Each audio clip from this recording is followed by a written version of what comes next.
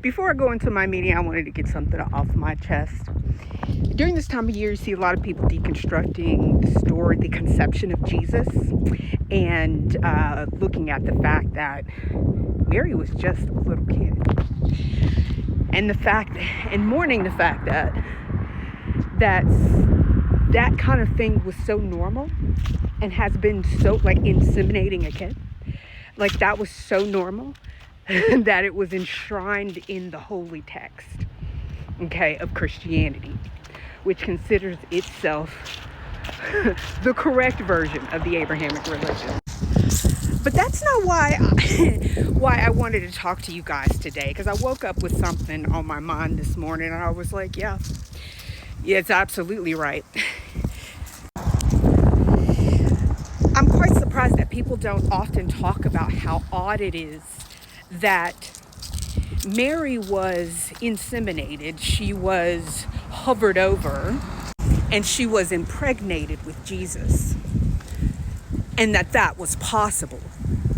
But yet we see a God who is all powerful and all knowing, having to creating a man first who could not reproduce, like Adam in Genesis. We'll keep it simple. And then when there was no suitable mate, and it was deemed that Adam was not good alone, God takes from Adam's own body and creates his mate with which he's going to procreate. So I've talked about this before.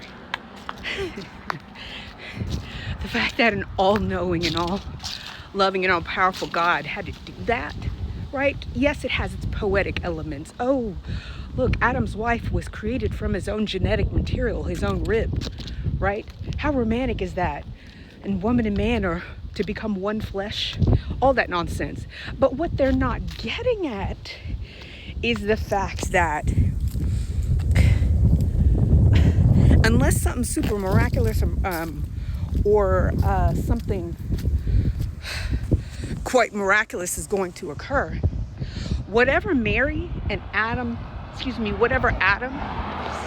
and Eve create is a product of a form of relationship that could result in mental issues, genetic issues, and all sorts of things that we see. I know. But I think my note this morning was just that, why not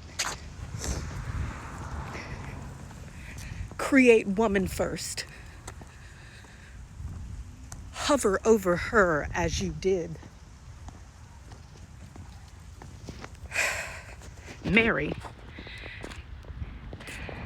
Create something. And so you then get a story that makes more sense.